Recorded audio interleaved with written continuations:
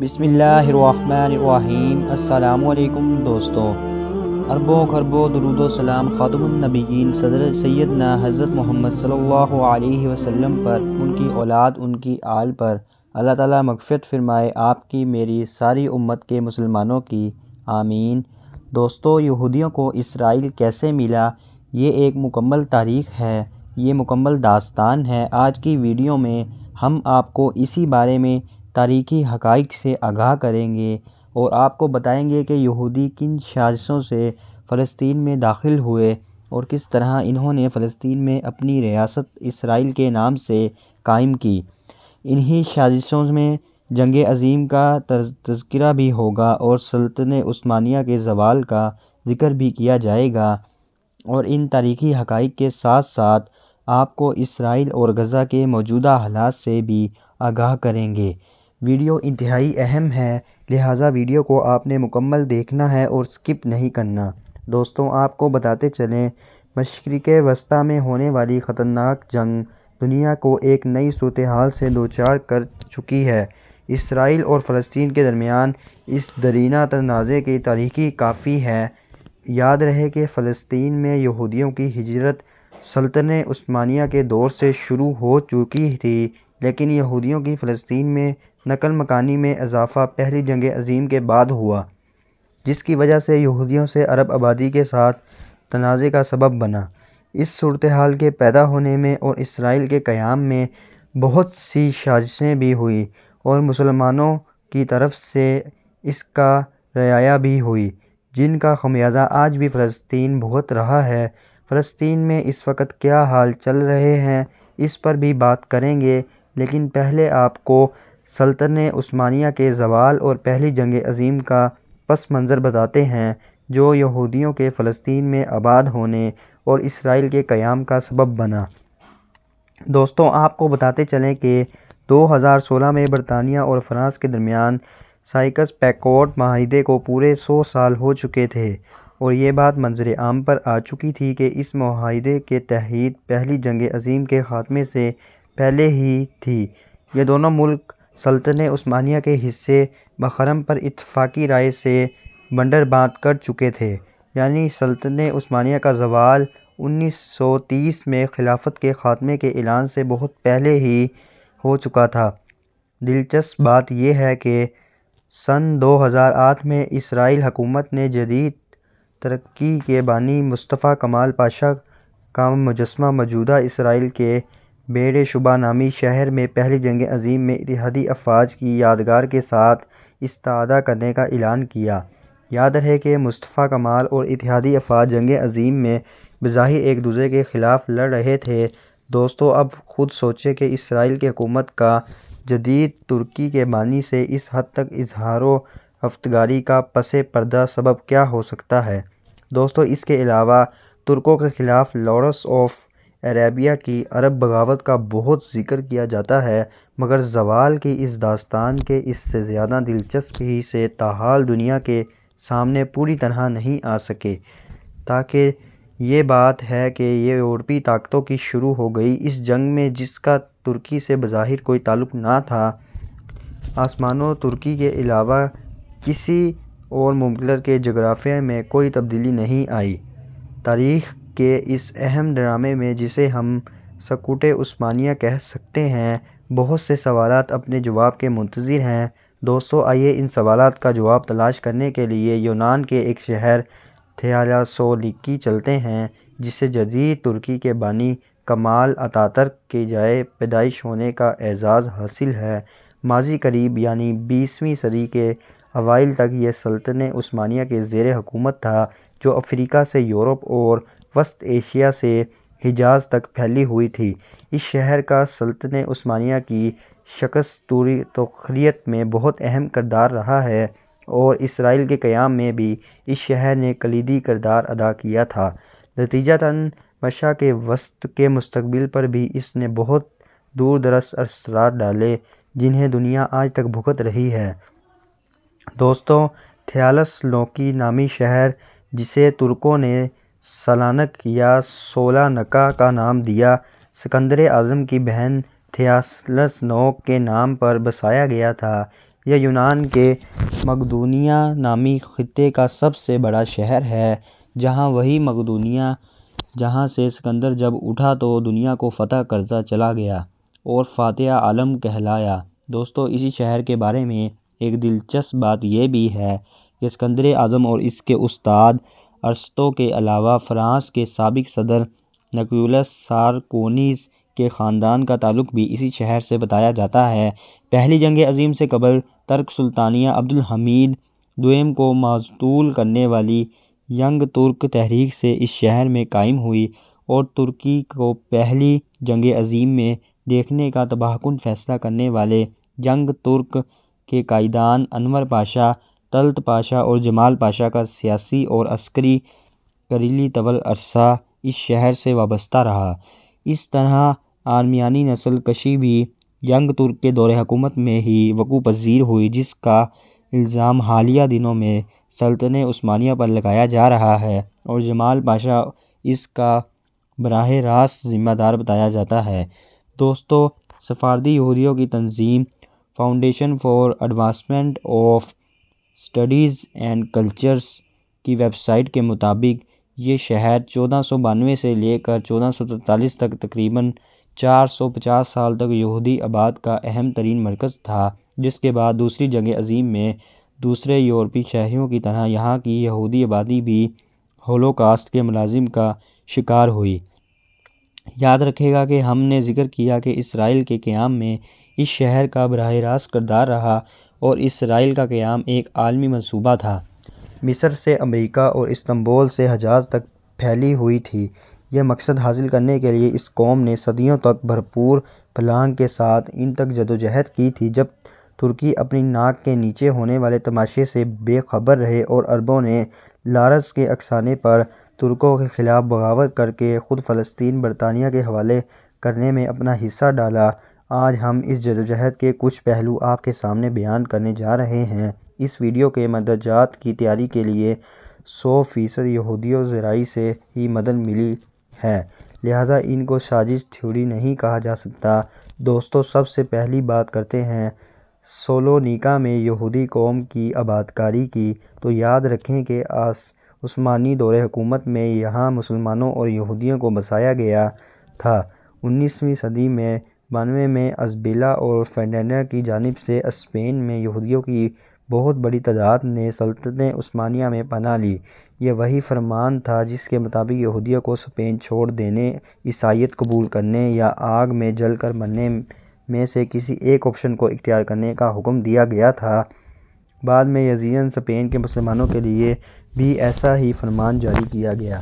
یہودی تاریخ کے مطابق 2.5 لاکھ یہودیوں نے عثمانیہ چھوڑ دیا، جبکہ تقریباً 85,000 دوستوں لوگوں نے ذرا غور فرمائیں کہ یہود کی اپنی روایات کے مطابق انہیں پناہ ہمیشہ مسلمانوں ہی کے پاس ملی، لہٰذا ہسپانیہ چھوڑنے والے یہودی کو بھی عثمانی حکمرانوں نے پناہ دی۔ ان میں سے تقریباً 20,000 نے سلونیکا میں سکونت اختیار کی۔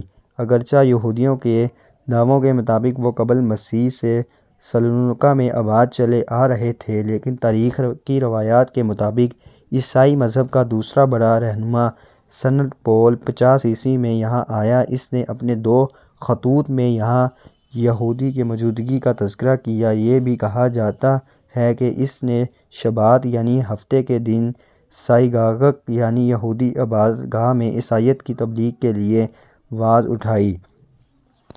دوستو، یہودیوں کو یہاں باقاعدہ بسانے کا مقصد آبادی میں توازن کی سیاسی حکمت عملی بتائی جاتی ہے، جس کے تحت یونانی عیسائیوں کو شہر میں غالب آنے سے روکا گیا۔ یہ حکمت عملی عثمانی حکمرانوں نے اپنے تمام مفتوحہ علاقوں میں اپنائی، خاص و خصوصاً اس لیے کہ انہیں عیسائیوں کے مقابلے میں یہودیوں پر زیادہ بھروسہ تھا۔ اگرچہ دونوں کی حیثیت اسلامی قوانین کے تحت زمینوں کی تھی، دوست عثمانی کی دریاو دلی کے سبب بعد کی صدیوں میں بھی یورپ میں یہود مخالف فسادات کے باعث یہاں پولینڈ، ہنگری، اٹلی، فرانس، روس وغیرہ سے یہودی منتقل ہوتے رہتے اور یہ سلطنت اور یورپ کا سب سے بڑا یہودی آبادی والا شہر بن گیا۔ اس کے ساتھ ساتھ یہاں کے کاروبار اور ثقافت پر بھی یہودیوں کا تسلط مضبوط ہوتا رہا اور اسی بنا پر 1537 میں ایک یہودی شاہین نے اسے اسرائیل کی ماں کا خطاب دیا۔ دوستوں، ہسپانیہ سے آتے ہوئے یہودیوں نے جو سفاردالی کہلاتے تھے، اون سے کپڑا بننے کے فن کو یہاں قرار دیا۔ یہ فن مسلم ہسپانیہ میں بہت ترقی یافتہ تھا، اگرچہ وہاں کے مقابلے میں یہاں کا اون کمتر کا معیار تھا۔ انہوں نے یہاں کپڑا سازی کی صنعتیں قائم کرنا شروع کر دی۔ رفتہ رفتہ یہ صنعت سلونیکیا کی یہودی برادری کی شناخت بن گئی۔ تاریخی روایات بتاتی ہیں کہ 1515 کے بعد عثمانی حکومت کے گرم کپڑے کے مطابق تمام ضروریات، خصوصاً فوجی یونانی فارم کا ٹھیکہ سلونیکیا یہودی برادری کو ملنے لگا۔ سلطان سلیم دوم نے نہ صرف جزیہ بھی کپڑوں کی شکل میں وصول کرنے کی اجازت دے دی، بلکہ سلطان کی طرف سے یہ فرمان بھی جاری کیا گیا کہ تمام دیہاتوں میں چرواہے اور مویشی پالنے والے یہودیوں کو ہی اون فروخت کرنے کے پابند ہوں گے۔ یہ ایک بہت بھاری مراد تھی، کیونکہ اس کی وجہ سے یہودیوں کو اون مارکیٹ سے کم ریٹ پر محفوظ ہوتا، اور اس طرح تمام سلطنت میں کپڑا سازی کی صنعت پر ان کی اجارہ داری کم ہوگی۔ دوستوں نے فردی یہودیوں کی تنظیم کی ویب سائٹ کے مطابق یہودی عثمانیوں دوبارہ میں ابتدائی سے طیب کی حیثیت سے وابستہ رہے ہیں۔ ہسپانیہ سے آتے ہوئے یہ یہودی پڑھے لکھے بھی تھے اور ایک سے زیادہ زبانیں بھی جانتے تھے، اور ان کا یورپ کی یہودی برادری سے رابطہ بھی تھا۔ اس طرح ان کا کردار شروع ہی سے پہل قدمی رہا، اور ان طیبوں کا اثر سراغ اتنا بڑا تھا کہ متعدد یورپی ممالک میں انہیں عثمانی سفیر کی حیثیت سے بھی بھیجا جانے لگا۔ بعد ازاں انہیں فوج میں بھی شمولیت کی اجازت مل گئی، تاہم عثمانیوں کو اس کی اجازت بہت دیر سے ملی۔ یاد رہے، یہ وہ وقت تھا جب یورپ میں یہودیوں کو انتہائی حقارت اور نفرت کی نگاہ سے دیکھا جاتا تھا۔ دوستوں، یہودی لٹریچر کے مطابق مسلم ہسپانیہ کے بعد ان کی تاریخ کا سنہرا ترین دور یہی تھا۔ وہ یہاں خوشحالی اور آزادی کی زندگی گزار رہے تھے کہ اچانک ایک ایسا واقعہ ہوا جس نے عالمی یہودی برادری میں ہلچل مچا دی۔ یہود کی تاریخ پر متعدد کتب کے یہودی مصنف وافیل متفرد لمن کے مطابق 1655 میں موجودہ ترکی کے علاقے سمران ازمیر کے ایک یہودی عالم شباکی زیوری نے یہودی قوم کے مسیحا ہونے کا دعویٰ کر دیا، جس کا یہودی اپنے مذہبی عقائد کے مطابق بہت عرصے سے انتظار کر رہے تھے۔ اس کا پیغام یروشلم سے سویڈن تک تمام یہودی قوم میں پھیل گیا۔ یہودی پورے یورپ سے اپنے اثاثے بیچ کر سمران پہنچنے لگے تاکہ وہ مسیحا کے ساتھ یروشلم جا سکیں۔ دوستوں، ایک اور یہودی مورخ اور شباتی زیوی کی زندگی پر کتاب لکھنے والے گرم شولوم کے مطابق آرثوڈکس یہودی علماء کے لیے ایک فتنہ تھا، جسے نمٹنے کے لیے انہوں نے ترک سلطان کی مدد چاہی۔ ڈسے نے ابتدا میں تو سمرنا سے آئے ہوئے بعض یہودی ربیوں کی درخواست پر اسے قید قرار دیا، بعد میں اسے اپنے سامنے حاضر ہونے کا حکم دیا۔ اس موقع پر یہودی برادری خیال کر رہی تھی کہ مسیحا سلطان کا تاج اتار کر اپنے سر پر رکھ لے گا اور یروشلم کو آزاد کر لے گا۔ وہ یہ دیکھ کر ہکا بکا رہ گئی کہ سلطان کے سامنے ان کے مسیحا تقریباً 300 خاندانوں نے اپنے مسیحا کے ساتھ اسلام قبول کیا اور سلونیکا میں آباد ہو گئے۔ یاد رہے کہ سلطنت میں اس وقت بڑی تعداد میں یہودی اور عیسائی مذہبی آزادی کے ساتھ زندگی گزار رہے تھے، اس لیے یہ کوئی جبری مذہب کی تبدیلی کا واقعہ نہیں تھا۔ یہ افراد جنہوں نے اسلام قبول کیا، جیوش انسائکلوپیڈیا کے مضمون کے مطابق اسلام اور یہودیت کے درمیان ایک فرقہ بن گئے اور ڈومینیا کہلائے۔ یہ افراد عام لوگوں کے درمیان اسلام پر ہی عمل پیرا رہتے، لیکن اندر سے یہودی مذہب پر عمل پیرا رہے۔ انہوں نے عبادت کے لیے اپنے الگ مسجدیں بنا لیں، جہاں یہ شروع میں عربانی زبان ہی میں عبادت کیا کرتے۔ بعد میں انہوں نے اپنے بچوں کے نام بھی مسلمانوں جیسے رکھے اور انہیں اسلام کی تعلیم بھی دلائی۔ یہ آپس میں ہی شادیاں کرتے اور کبھی مسلمان معاشرے میں ملے جلے نہیں۔ بعد میں انہوں نے سماجی طور پر دوبارہ سلونیکا کے یہودیوں کے ساتھ تعلقات استوار کر لیے، جن کا ان کے ساتھ رویہ ہمدردانہ تھا۔ یہودی ذرائع انہیں خفیہ یہودی قرار دیتے تھے۔ تاریخی روایات بتاتی ہیں کہ دونی مانی نامی اس خفیہ یہودی کمیونٹی نے سلطنت عثمانیہ کو بری طرح نقصان پہنچایا۔ یہ کمیونٹی دوسرے یہودیوں کے ساتھ مل کر سلونیکا کی سماجی، ثقافتی اور کاروباری مدد اور کچھ مزید یہودی بھی بظاہر اسلام قبول کرکے اس کا حصہ بنتے رہے۔ سرکاری طور پر عثمانی ریکارڈ کے مطابق یہ مسلمان ہی شمار کیے جاتے تھے، ان میں سے کچھ افراد حج بھی کرتے تھے۔ سلونیکا میں یہودی اکثریت کی وجہ سے شبات کے دن کاروبار موقوف رہتا، مگر دونی کام بھی کرتے اور کھانا بھی کھاتے۔ ان میں دولت منداج بھی تھے اور بینکرز بھی تھے، متوسط طبقے سے تعلق رکھنے والے بھی تھے اور دانش مند، علماء، صحافی اور کاندانی بھی۔ 19 صدی تک یہ دونیمیا اسلامی معاشرے میں بھی نفوذ کر گئے۔ ہر دونیمیا کے دو نام ہوتے، ایک یہودی اور دوسرا ترکی۔ دوست جوان ترک 19ویں صدی کے آخر تقریباً 1886 میں سلونیکا میں community of union and progress کے نام سے ایک تحریک وجود میں آئی، جو بظاہر سلطنت عثمانیہ میں اصلاح پسند تحریکوں کا ایک گروپ تھی۔ یہ تحریک عرف عام میں جوان ترک یا ینگ ترک کہلائی۔ جوان ترک تحریک کے مطابق متعدد عہدیدار انقلاب سے پہلے اور بعد اور باقاعدہ سلطنت عثمانیہ کی تنخواہ یافتہ تھے اور ان کی خفیہ میٹنگیں فری میسن لوجز میں ہوتیں اور ان میں متعدد فنانس کی تعلیم یافتہ بھی تھے اور ان کی دو ابتدائی کانفرنس پیرس ہی میں منعقد ہوئیں۔ ان کا نعرہ تھا آئین کی بالادستی، مذہب کو سیاست سے الگ کرنا اور ترک قومیت کے علاوہ ترکی میں مغربی طرز کی اصلاحات متعارف کرانا، متاثرین ترکی کو مندرجہ ذیل اپنے سے گرانا اور جدید متعارف کرانا۔ 1908 میں سلونیکا کی ہیڈ کوارٹر بنا کر فوجی بغاوت کے ذریعے جمع ترک انقلاب کے ذریعے یہ تنظیم مغل کے سیاہ و سفید پر حاوی ہو گئی۔ بعدازظہر سلطان کو معزول کرکے اس کے نوعمر بیٹے کو تخت پر بٹھا دیا گیا۔ معروف مصنف مائیکل لے لینڈ کے مطابق سلطنت عثمانیہ کی تحلیل دراصل ینگ ترک یعنی جوان ترک انقلاب ہی سے شروع ہوئی۔ اس کا مقصد بظاہر آئین کی بالادستی اور سلطنت میں اصلاحات متعارف کرانا تھا، لیکن اس تحریک کے قائدین کے فیصلوں نے سلطنت کے تحریک میں دونیمیا کے یہودی بہت بڑی تعداد میں موجود تھے۔ یاد رہے کہ فریمینز کے ایک عالمی تنظیم اور یہودی برادری کا اس پر غیر معمولی تسلط بتایا جاتا ہے۔ یہ دنیا میں بہت بڑی سازشوں اور خفیہ تبدیلیوں کے زیر پردہ سبب رہے ہیں۔ دوستو، 19ویں صدی کے آخر میں وینا کی ایک یہودی صحافی تھیودر ہرزل نے یہودی ریاست نامی کتابچہ تحریر کیا، جس میں یورپ کے یہود مخالف فسادات کے پس منظر میں یہودی قوم کے لیے ایک علیحدہ ریاست کے قیام کو ضروری قرار دیا تاکہ یہ ایک اپنی علیحدہ ریاست بنا سکے۔ آخری دفعہ 1901 میں اس کی ملاقات سلطان عبدالحمید سے ممکن ہوئی۔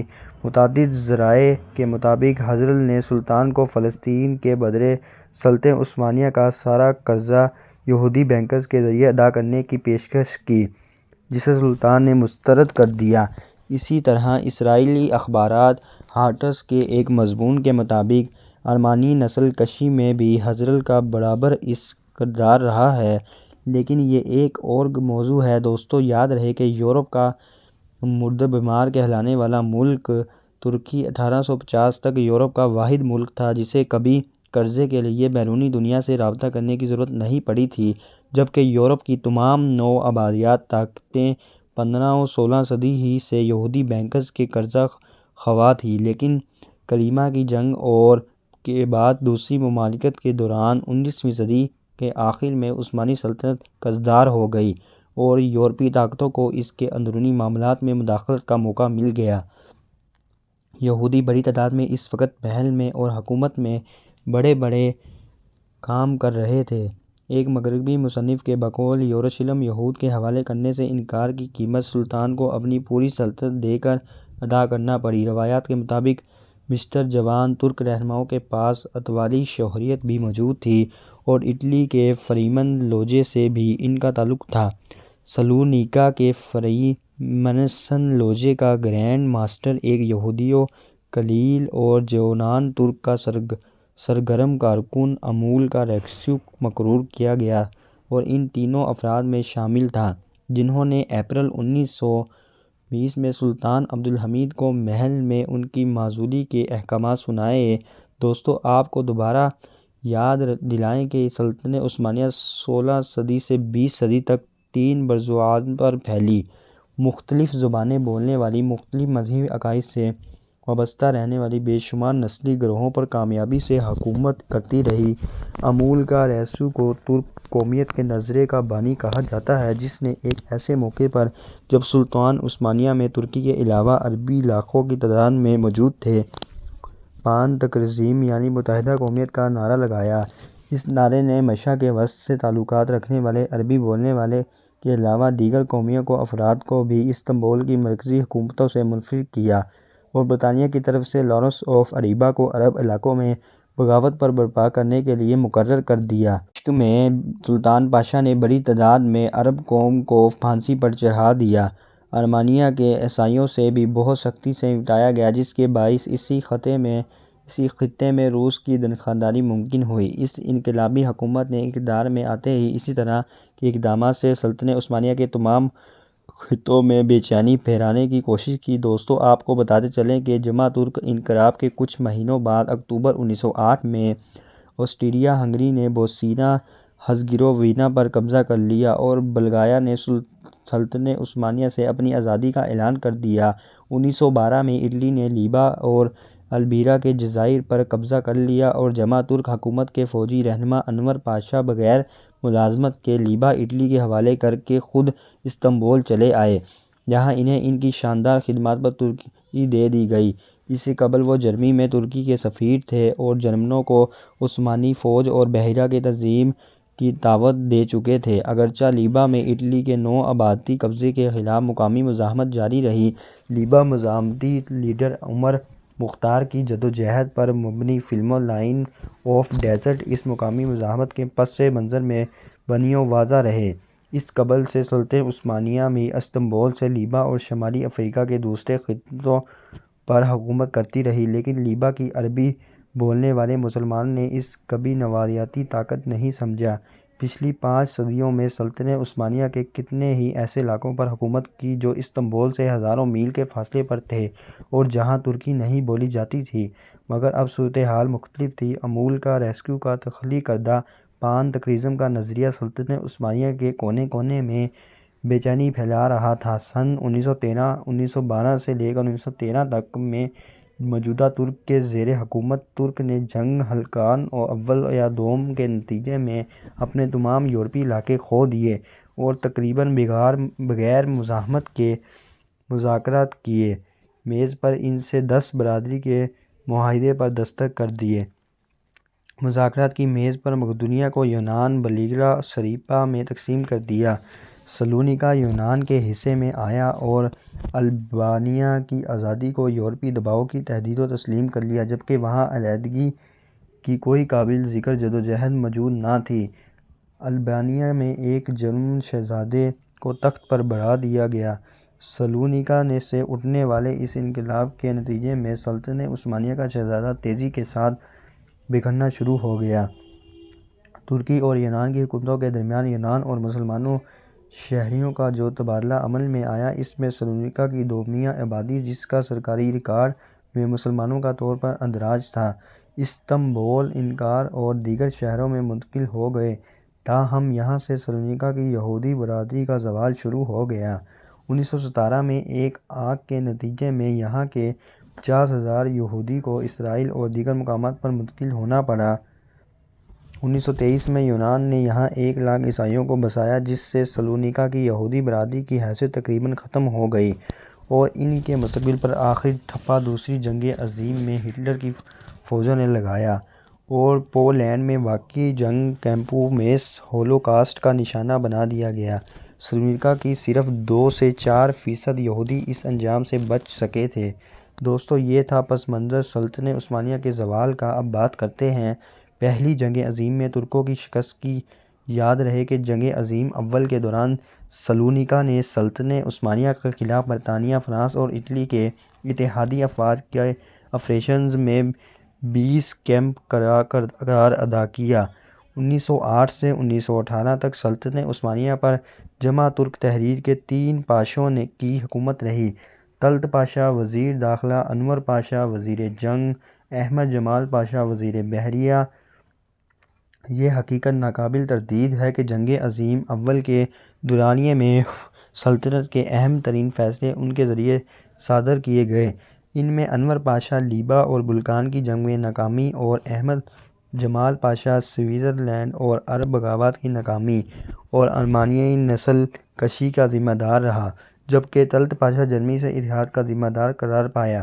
یہ تینوں ترکی کو جنگ عظیم میں دھکیلنے کی بھی براہ راست ذمہ دار تھے، جس نے سلطنت کی عسکری قوت کو بری طرح تباہ کر دیا اور بخلا کر اسے ٹکڑے ٹکڑے کر دیے۔ یاد رہے کہ جنگ عظیم کی ابتدا میں ترکی نے غیر جانبداری کا اعلان کر دیا تھا، مگر ترک بحریہ میں شامل جرمن افسرز نے اچانک ترک جہازوں سے روس کی بندرگاہوں پر بمباری کر دی۔ یہ جہاز ترک بحریہ کو ماڈرنائز کرنے جرمنی ہی سے خریدے گئے تھے اور ان پر اسٹاف جرمن ہی تھا۔ زبردستی ترکی کو جنگ عظیم میں دھکیل کر لے گئے۔ اگرچہ ترکی نے اس واقعے کو افسوسناک قرار دیتے ہوئے اتحادیوں کو سمجھانے کی کوشش کی کہ اس حملے میں ترکی کا کوئی کردار نہیں، مگر فرانس، برطانیہ اور اٹلی پر مشتمل اتحاد سے اس جنگ عظیم میں ترکی کی شمولیت کا اعلان کردار ہوا۔ جنگ عظیم کے دوران فلسطین کی یہودی بستیوں سے بھی سلطنت عثمانیہ کے خلاف برطانیہ کے لیے جیوسفی کے واقعات منظر عام پر آئے۔ جوشو ہیرالڈل لائبریری کی ویب سائٹ کے مطابق، نیلی سپاہی رنگ نامی جاسوسی کے نیٹ ورک کے کچھ ارکان، جن میں کم از کم ایک لڑکی شامل تھی، جنگ عظیم اول کے دوران فلسطین کی یہودی بستی زعفرون یعقوب سے برطانیہ کو عثمانی فوجوں کی لوکیشن کی اطلاع دیتے ہوئے پکڑے گئے۔ یاد رہے کہ زعفرون یعقوبی ایڈمرل تھریالاسی ہی کی سرمایہ کاری سے قائم کردہ یہودی بستی تھی۔ یہ واقعہ اس لیے بھی بہت دلچسپی کا باعث ہے کہ سارہ نامی صہیونی جاسوس لڑکی نے گرفتاری سے بچنے کے لیے اپنے حلق میں گولی مار کر خودکشی کر لی تھی۔ آج اس جاسوسی نیٹ ورک کے ممبر ممالک اسرائیل کے یروشلم ہوتے ہیں، جن کی زندگی پر کتابیں لکھی جا رہی ہیں۔ یاد رہے یہ یورپ سے آئے گوئے لاکھوں انکشافی یہودیوں میں شامل تھے، جو ایک منصوبے کے تحت 19ویں صدی کے اول آخر سے پہلی جنگ عظیم تک فلسطین میں منتقل رہے۔ بعد میں یورپ کے متمول یہودی بڑے پیمانے پر فلسطین میں زمین خرید کر جدید سہولیات سے آراستہ یہودی بستیاں بسا رہے تھے، لیکن عثمانی حکام کے کانوں پر جوں توں رینگ رہی تھی۔ جنگ عظیم کے بعد فلسطین برادری قبضے اور اہل فراری دلکش کے اعلان تک فلسطینیوں کو اس منصوبے کی بھنک ملی۔ دوستو، جنگ عظیم کے دوران عثمانی فوج کو لاتعداد محاذوں پر بلا وجہ اپنی فوج برباد کرنا پڑی، جس وجہ سے نہ صرف فوج تباہ ہو گئی بلکہ ترک قوم بھکاری کرتے طلب لگی۔ 7 اکتوبر 1918 کو ترکی کو بیچ بجرار چھوڑ کر جمع ترک حکومت نے استعفیٰ دے دیا۔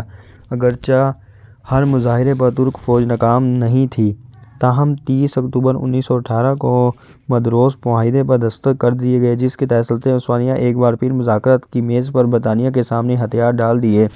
معاہدے کے مطابق سلطنت عثمانیہ حجاز یعنی مکہ اور مدینہ، یمن، شام، مصر، یورپ، پورٹ مارٹیا اور سائنس ایشیا اور موجودہ لیبیا سے دستبردار ہو گئی۔ یوں اتحادیوں نے ابن باسفورس کو اپنے قبضے میں لے لیا۔ باتوم، موجودہ جارجیا بھی اتحادیوں کے قبضے میں چلا گیا۔ اناطولیہ کے 6 ارمینی صوبے سے بھی سلطنت کو ہاتھ دھونے پڑے، جو بعد ازاں روس کی عملداری میں چلے گئے۔ اس کے علاوہ سلطنت عثمانیہ کے تمام اسٹریٹجک خطوطوں کو اتحادی فوج کے اختیار میں دے دیے گئے۔ یہی نہیں بلکہ ترک فوجیوں کو ڈیموبلائز کر دیا گیا۔ تمام ترکی بندرگاہیں، ریلوے اسٹیشن، اہمیت کے حامل خطے اب اتحادی افواج کے استعمال کے لیے دستیاب تھے۔ دلچسپ بات یہ ہے کہ معاہدے پر دستخط کے 5 دن بعد یہ باہمت جوان ترک طلعت پاشا، انور پاشا اور جمال پاشا ایک جرمن آبدوز میں بیٹھ کر ترک فوج کو قسم پرسی کے عمل میں چھوڑ کر جرمنی فرار ہو گئے۔ ترک قوم ان کے اسی فرار پر ہکا بکا رہ گئی۔ دوستو، اس کے بعد کمال اتاترک کا کھیل شروع ہوتا ہے، جو جوان ترک ایک اہم لیڈر تھا۔ نامعلوم اسباب کے باعث مغرب اور اس کے پیچھے مسلم دنیا بھی اسے ایک عظیم لیڈر کے طور پر پرویٹ کرتی ہے، اور یہ اسرائیل کی آنکھ کا بھی تارا ہے۔ اس کا ثبوت اسرائیل کے شہر بیرشیبا میں نصب اس کا مجسمہ ہے، جس کا تذکرہ ہم ویڈیو کے آغاز میں کر بھی چکے ہیں۔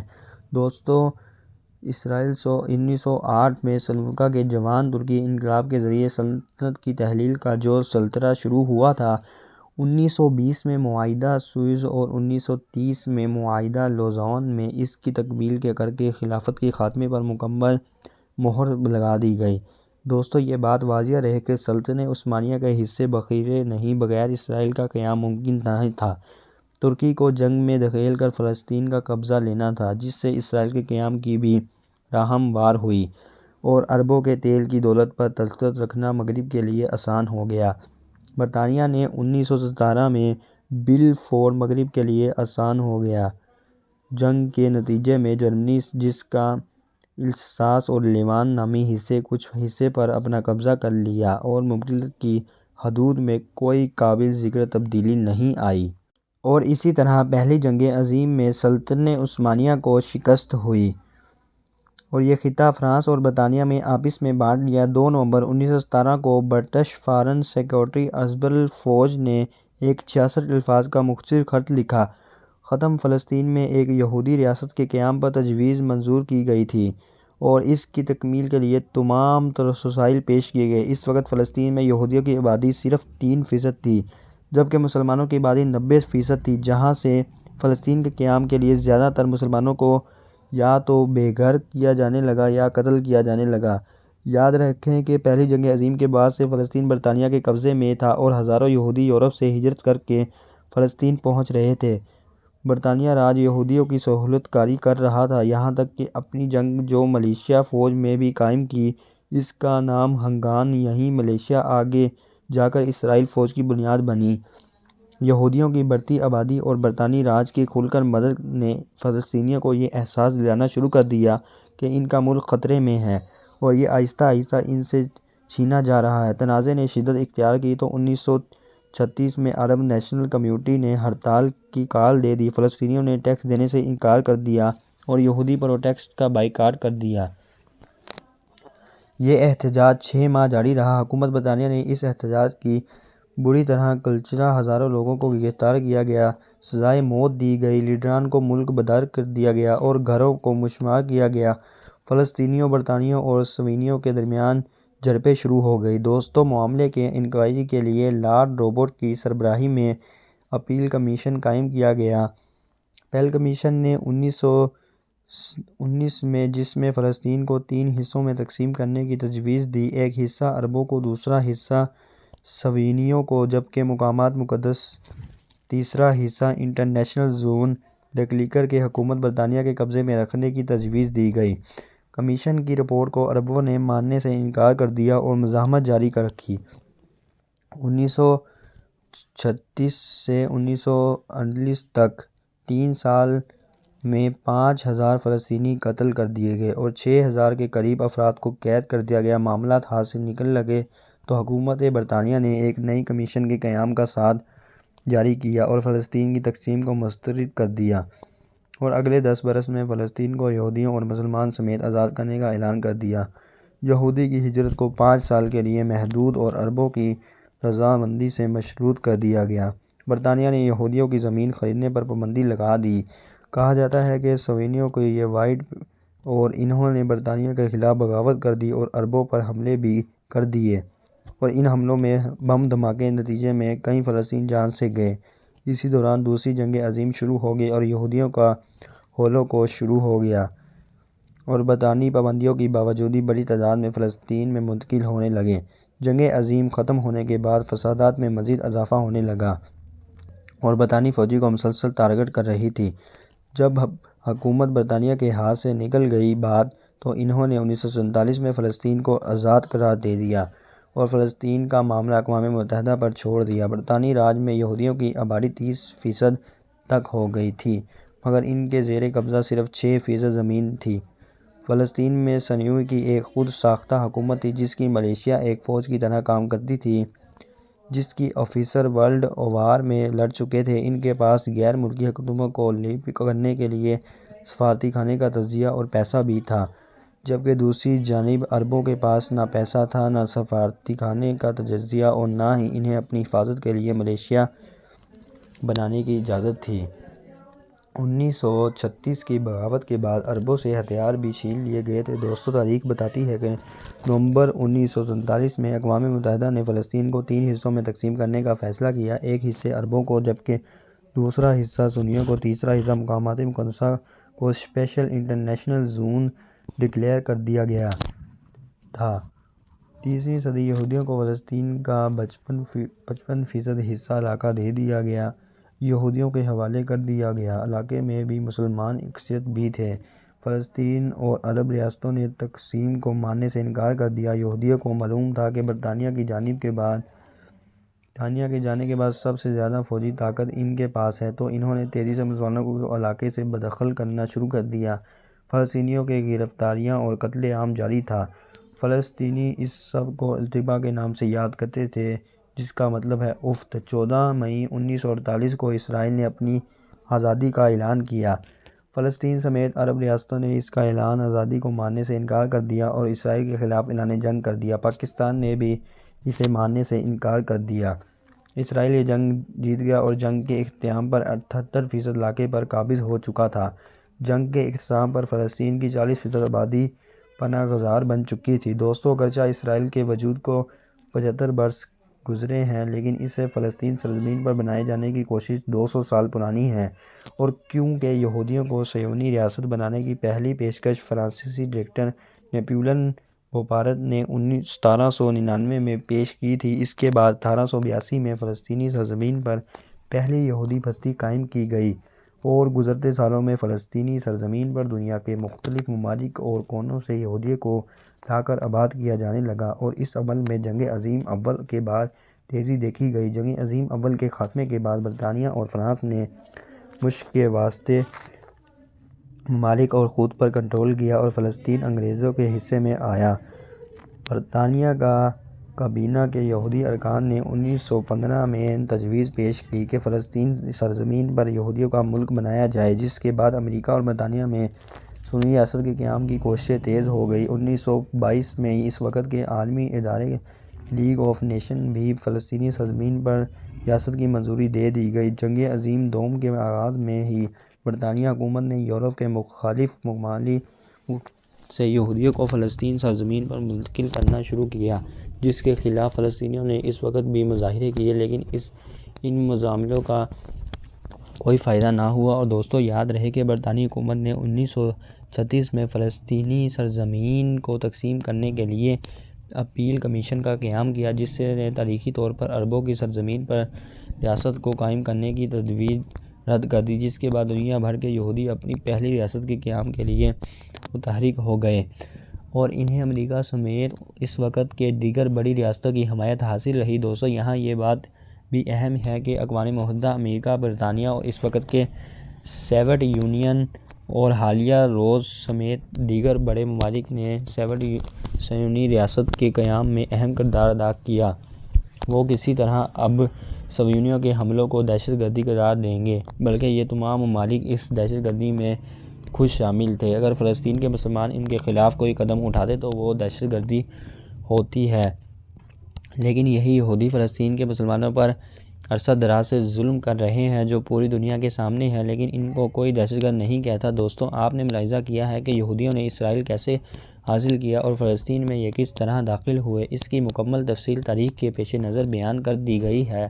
اب کچھ بات کرتے ہیں فلسطین کے موجودہ حالات کی، جو کہ حماس کے حملے کے بعد کے حالات ہیں۔ دوستو، یاد رہے کہ 17 اکتوبر کا دن اسرائیلی کیلنڈر پر سب سے بڑی عید اور قومی چھٹی کے طور پر منایا جاتا ہے، لیکن 2023 کی اس عید پر فلسطین کے آزادی کے متوالوں نے اسرائیل کو ایک ایسا تحفہ دیا جسے دنیا اب تک حیرت سے دیکھ رہی ہے۔ اسے طوفان کا ایکشن آپریشن کا نام دیا گیا ہے۔ اس دن اسرائیل مظالم، طویل محاصرے اور مضحکہ کے بارے میں حرمتی کے خلاف فلسطینیوں کے صبر کا پیمانہ ایسا لبریز ہوا کہ حماس نے زمینی، سمندری اور فضائی حملوں سے اسرائیل کا سارا زوم خاک میں ملا دیا، اور جسے دریدہ دلیری سے اسرائیل پر تاک تاک کر کے حملہ کیا۔ اس سے مغربی ممالک کو حیرت میں مبتلا کر دیا، لیکن مزید حیرت کی بات یہ ہے کہ برطانیہ، فرانس، جرمنی، امریکہ، بھارت، اٹلی، دیگر مغربی ممالک نے حقائق جاننے کے باوجود محض مسلم دشمنی میں حماس حملوں کی نہ صرف مذمت کی بلکہ بڑی دھاٹی سے کہا کہ تل ابیب کو اپنے دفاع کا حق حاصل ہے۔ دوستو، افسوس کی بات تو یہ ہے کہ اسرائیل کی حمایت کرنے والوں کو بھی مظلوم فلسطینیوں پر کیے جانے والے اسرائیلی مناظر نظر نہیں آئے۔ اور آپ کو بتاتے چلیں کہ فلسطینی صدر محمود عباس نے کہا، فلسطینیوں پر ہونے والی دہشت گردی مسجد اقصیٰ کے احاطے فلسطینی علاقوں میں یہودی آبادکاریوں اور قابض فوج کی دہشت گردی کے خلاف ہماری عوام کو اپنے دفاع کا مکمل حق حاصل ہے۔ حماس کے فوجی کمانڈر محمد ویف نے مشہد کی بیت المقدس سے شمالی اسرائیل تک بسنے والے تمام فلسطینیوں سے آزادی کی جنگ کا حصہ بننے کی اپیل کی ہے، جبکہ اسرائیلی وزیر اعظم نیتن یاہو نے فلسطینیوں کے نام اپنے دھمکیہ خیز بیان میں کہا کہ انہیں اپنی کیا قیمت چکانی پڑے گی۔ اس کے علاوہ ایرانی سپریم لیڈر نے حماس کو مبارکباد کے ساتھ فلسطین اور کی آزادی تک اس کا ساتھ دینے کا پیغام دیا ہے۔ اگرچہ جنگ و جدل کوئی اچھا اقدام نہیں، لیکن جو کچھ اسرائیل فلسطینیوں کے ساتھ کرتا آ رہا ہے، اس تنازع میں لگتا ہے کہ یہ جنگ طویل ہوگی۔ متعدد علاقوں میں دو حال۔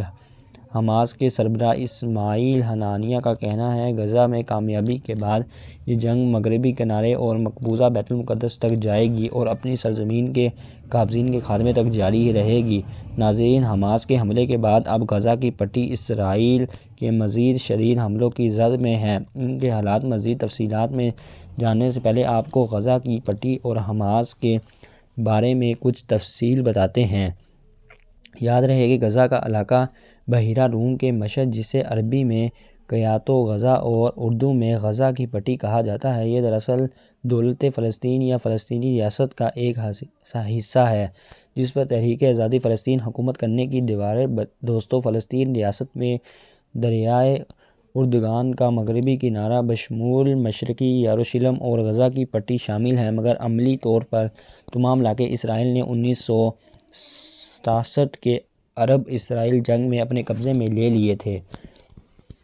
تاکہ وہ جنگ صرف 6 دن چلی تھی، لیکن اس کے نتیجے میں اردن، شام اور مصر کے بڑے علاقوں پر اسرائیل نے قبضہ کر لیا تھا۔ 1993 سے 1995 تک ہونے والی اصلی مذاکرات کے بعد دریائے اردن کے مغربی کنارے کو 2 حصوں میں تقسیم کر دیا گیا تھا۔ ایک طرف فلسطینیوں کی 1965 آبادی تھی، جنہیں فلسطینی نیشنل اتحادی سلطنت کہا گیا۔ اس طرح تحریک آزادی فلسطین، جسے فتح کا نام دیا گیا، حکومت کرتے رہے۔ فتح فلسطین قوم پرست جماعت ہے۔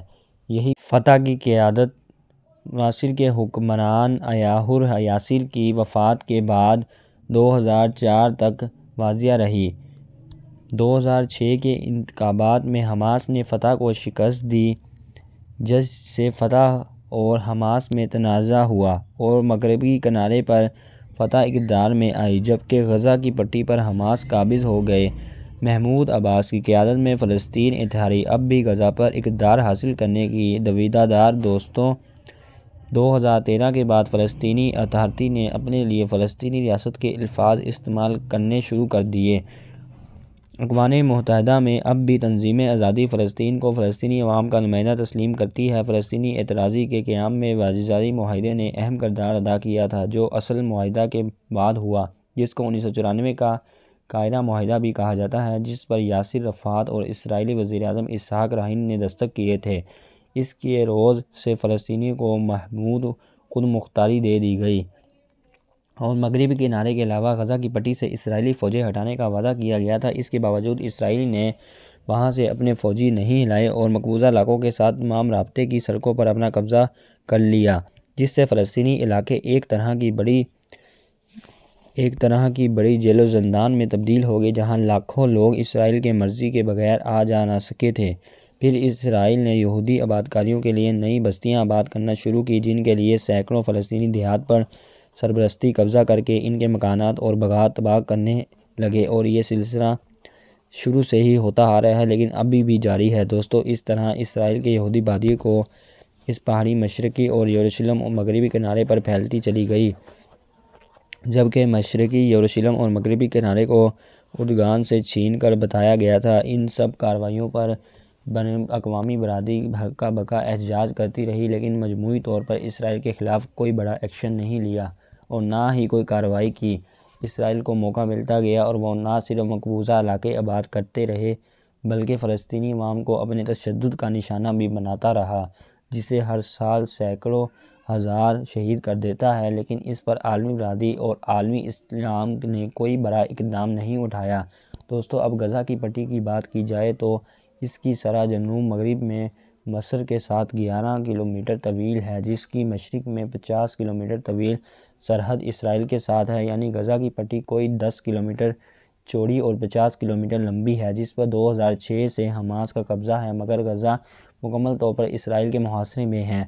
دوستو، اس چھوٹے سے علاقے میں بنیادی سہولتوں کا شدید فقدان ہے اور یہاں پانی، بجلی اور دوائیوں کی مستقل قلت رہی ہے۔ اقوام متحدہ اور انسانی حقوق کے درجنوں عالمی تنظیمیں مسلسل اسرائیل سے مطالبہ کرتی رہتی ہیں کہ وہ فلسطینی علاقوں کو محاصرے کھول دے، مگر اسرائیل نے فلسطینی آبادی کو مسلسل شدت میں ڈال دیا ہے اور اسی دوران حماس اور فتح آپس میں بھی لڑتے رہے اور حماس نے فتح کو تقریباً تمام حمایتوں کے غزہ سے نکال دیا۔ دوستو، کہا جاتا ہے کہ 2007 سے قبل تقریباً 1 لاکھ سے زیادہ غزہ کے فلسطینی اسرائیل میں کام کرتے رہے، مگر پھر حماس کے غزہ پر قبضے کرنے کے بعد اسرائیل نے ان کی اجازت نہ لی، جس سے غزہ میں بے روزگاری بڑھنے لگی، وہاں کے معاشی حالات خراب ہونے لگے اور اسرائیلی اجازت ناموں پر کام کرنے لگے۔ کام کرنے والے بہت سارے لوگ کم رہ گئے۔ فتح کے مقابلے میں حماس کو ایک بنیاد پرست جماعت سمجھا جاتا ہے، جس کی سماجی خدمات کی ذیلی تنظیم دعویٰ کہلاتی ہے، جبکہ قطاع بالاقسام یا بریگیڈ حماس کا ارکان ہے۔ حماس خود ایک لفظ نہیں تھا، بلکہ یہ ایک حرکت مقاومت اسلامیہ یعنی اسلامی مزاحمت کی تحریک کی ابتدائی حروف کو ملا کر بنایا گیا تھا۔ دوستو، آپ کو بتاتے چلیں کہ حماس کی تشکیل 1987 میں ہوئی تھی اور اس کا عسکری ونگ 1991 میں قائم کیا گیا۔ یورپی یونین کے علاوہ مغربی ممالک حماس کو ایک دہشت گرد تنظیم سمجھتے ہیں، خاص طور پر الاقصام جو اسرائیل کا مسلسل ہدف رہی ہے۔ 60 سالہ اسماعیل بنیان میں جو 2006 سے 2014 تک فلسطینی قومی اسمبلی کے وزیر اعظم بھی رہے اور موٹر سائیکلوں کے علاوہ وہ پیراگلائڈرز کے ذریعے فضا اور کشتیوں کے ذریعے بحری راستوں سے اسرائیل میں داخل ہوئے۔ کوگی اب فلسطین کی عسکری تنظیم ہے اور فلسطینیوں نے اب یہ ٹھان لیا ہے کہ وہ اسرائیل کو تباہ کر رہیں گے تاکہ ان کی جان بھی چل جائے۔ چاہیے کہ سب سے پہلے یہودیوں کی صنفی تنظیموں نے عسکری گروہ قائم کیے تھے جو تقریباً 100 سال سے اس علاقے میں کارروائی کر رہے تھے، کیونکہ جب برطانیہ اور فرانس نے مشرق کے وسطی تقسیم کیا تو اس کا نتیجہ دوسری جنگ عظیم کے بعد اسرائیل کی ریاست کے قیام کی صورت میں نکلا۔ دوستو، یاد رکھیں کہ 1947 میں اقوام متحدہ میں فلسطین کے 2 ٹکڑے توڑ دیے گئے کہ عرب اور یہودی ریاستوں کے قیام کا اعلان کیا، جو ظاہر کہ فلسطین کے حق میں حق تلفی تھی۔ اسرائیل اب بھی غرب اردن قابض ہے، جبکہ اس نے غزہ سے 2005 میں فوجیں نکال لی تھیں۔ اسرائیل نے اب دوبارہ فلسطین میں فوجیں داخل کر دی اور فلسطینی مسلمان لوگوں پر تشدد کر رہا ہے، جو پچھلے 50 سال سے ہو رہا ہے، لیکن ہم مسلمان اس کو ہر دفعہ اگنور کر رہے ہیں اور جواری کارروائی میں سینکڑوں فلسطینی اپنی جانیں سے ہاتھ دھو بیٹھے ہیں۔ ایران حماس کو حمایت فراہم کرتا ہے اور ایران پر الزام ہے کہ وہ حماس کو ہتھیار اور عسکری تربیت بھی دیتا ہے۔ اب تازہ ترین لڑائی کے پس منظر ایران ہی فلسطین کی مدد کر رہا ہے اور بہت سے ایسے ملک ہیں جو مدد کر رہے ہیں۔ فلسطینیوں کے پاس غالباً جنگ کے سوا کوئی متبادل راستہ نہیں ہے۔ تازہ حملے جنوبی اسرائیل میں ہوئے ہیں، جن میں اسرائیلی فوج کے ساتھ ساتھ براہ راست لڑائی بھی ہوئی۔ دوستو، اس وقت دیکھا جانے لگا تو غیر مسلم طاقتیں سب ہٹی کٹی ہیں کہ ہر مسلمان کے خلاف ایک دوسرے کی پشت پناہ کر رہی ہے، لیکن مسلمان جن کو ایک ہونا چاہیے تھا وہ اس وقت ایک دوسرے کی مدد کو تیار نہیں ہیں۔ آج اگر مسلم طاقتیں ایک ہو جائیں تو جو حالات فلسطین کے ہیں وہ یکسر تبدیل ہو جائیں گے۔ دوستو، یاد رکھیں کہ ظلم کی بھی حد ہوتی ہے اور ظالم اسرائیل نے فلسطینی مسلمانوں پر بہت مظالم کر لیے ہیں اور انشاءاللہ وہ وقت دور نہیں کہ فلسطین کے مظلوم مسلمانوں کی دعائیں رنگ لائیں گی اور فتح ان کا مقدر بن جائیں گی۔ اللہ تعالیٰ سے دعا ہے کہ اللہ تعالیٰ فلسطین کے نہتے مسلمانوں کی اور ان مجاہدین کی غیبی مدد فرمائے جو اس وقت کا مقابلہ کر رہے ہیں اور مسجد اقصیٰ اور بیت المقدس کی آزادی کے لیے جدوجہد کر رہے ہیں، آمین۔ دوستو، یہ تھی ہماری آج کی ویڈیو۔ امید کرتے ہیں کہ آپ کو پسند آئی ہوگی۔ آج کی ویڈیو کے متعلق اپنی رائے کا اظہار کریں کمنٹ باکس میں، اور اگر آپ نے ابھی تک ہمارے چینل سبسکرائب نہیں کیا ہے تو سبسکرائب کر لیں۔ اگلی ویڈیو میں ہم آپ کو ملتے ہیں، اجازت دیجیے، اللہ حافظ۔